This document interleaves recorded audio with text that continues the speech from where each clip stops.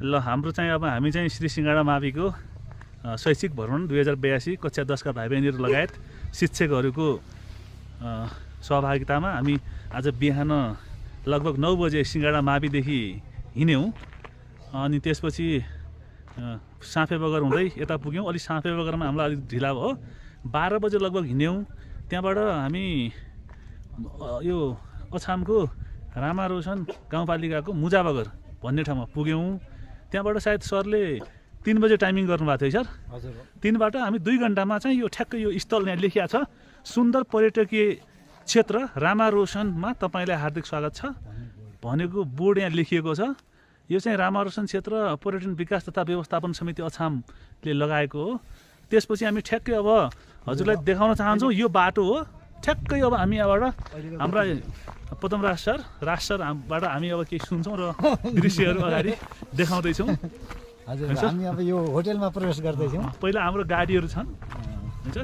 एउटा यो जिप भयो, 2टा हामीले 3वटा भ्यानहरू भनौँ बुकिङ यहाँ, किनभने गाडी आउँदैन यता यो स्थलमै पुग्छ। उतापट्टिको त्यो 3टा हामी देखाउँदैछौँ। अनि यो चाहिँ हाम्रो यो के ऊ छ, गेस्ट हाउस हो यो, Sita guest house. Sita guest house Ramaroshan 5। यही हो हाम्रो यो बस्ने काटेजर अछाम यहाँ। अनि त्यसपछि हामी अब अलिकति बाहिरको दृश्य देखाउँछौँ। यतापट्टि विद्यार्थीहरू हुनुहुन्छ, सर हुनुहुन्छ। सर हामी यहाँ पुगेको योगेन्द्र सरलाई पनि हामी सर के भन्न चाहनुहुन्छ? एकदम यो ब्लग हो सरको, युट्युब च्यानलमा जाँदैछ। अब यो रामारोशन भनेको त साँच्चीकै एउटा पर्यटकीय क्षेत्र रहेछ। हामीले अब त सुरुवातमा छौँ अहिले।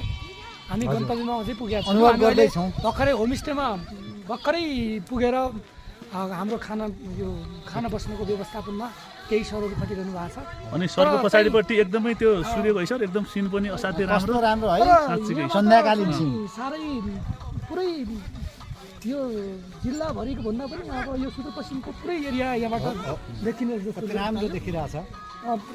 यात्रा चाहिँ अब एकदमै सुखमय रूपमा हामी सरलाई पनि विशेष धन्यवाद दिन चाहन्छौँ, किनभने कार्यक्रममा सहभागी भइदिनु भयो। विशेष गरी होटलको बारेमा सबै विद्यार्थी सरहरू साह्रै एक्साइटेड छन् यहाँ पुग्दाखेरि। तपाईँलाई काममा पनि एकदमै विशेष धन्यवाद किन दिन चाहन्छु भने सरले चाहिँ यो होटलको बारेमा इन्क्वायरी गरेर कता के मेसो मिलाइदिनु भयो, त्यसमा हामी आभारी छौँ। र त्यसै गरी हामी यता पनि देखाउन चाहन्छौँ। यो जमानामा क्या सर, सरलाई पनि शिवलाका साडीले गीत बन्यो, बर्खाका झिमझिमे मेघ बर्के सुझेन के, बुढाकोटा हाकिमीको चित्त बुझेन कि भन्यो होइन? कि त त्यसो के चित्त बुझाउँछ नि बनायो। यो स्विच सर हामी चाहिँ विद्यालयको यो ब्लग बनाउँदैछौँ।